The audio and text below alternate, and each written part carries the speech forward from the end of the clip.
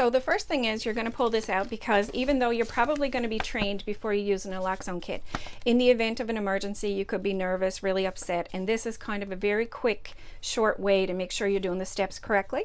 So as I already said, you have to shake and shout, and if the person is unresponsive, then you can pretty much guess that they may be in an opiate overdose, in which case you call 911. Hopefully there'll be someone around to actually call the ambulance for you, but if there's not, you actually have to get to a phone and call 911, go back to the person. And if they don't respond, and if you think it's, you know, an overdose, then you can get your naloxone kit out.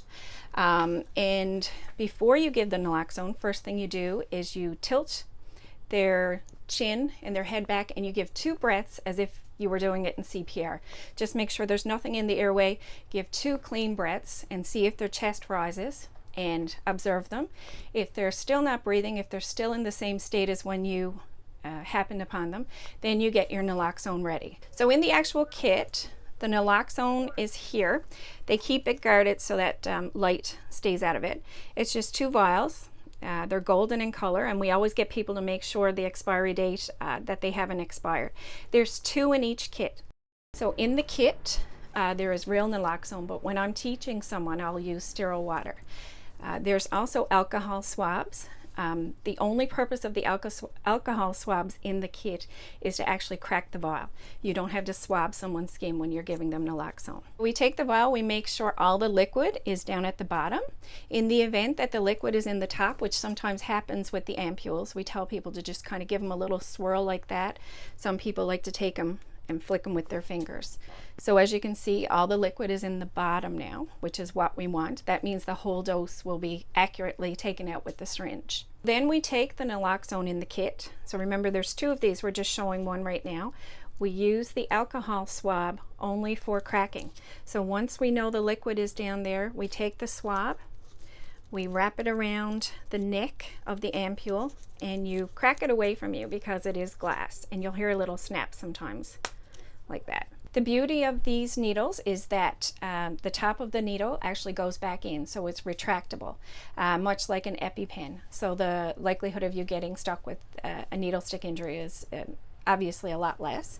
So we get people to take off the top of the needle, and there's no fancy way of doing it. Basically, we want to get all that liquid into the needle. In the actual kit, there's just enough room in the needle to draw up all the liquid. For demonstration purposes, it's going to look like there's a little bit more air, but in the actual, if you're giving naloxone, there's only going to be enough room to draw up the naloxone in the needle. When you're giving it to the person, you don't have to take off, remove any clothing. You just go over and you give it into one of their muscles, either their bum cheek, their thigh, their arm. We want to get it into a major muscle. So you go over after you're shaking and shouting and the breaths, and you go over and you find, you know, their thigh. You take the needle, you jab it in, and you press down until you hear a click.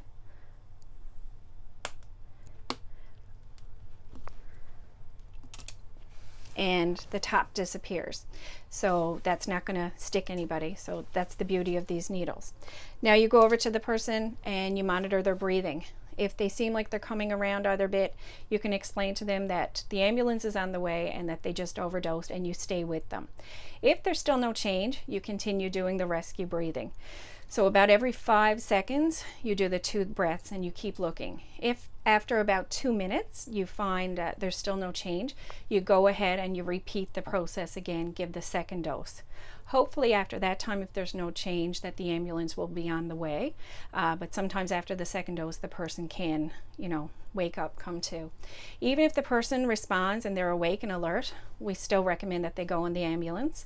And we tell the person who injected the naloxone to stay and tell the paramedics exactly what had happened.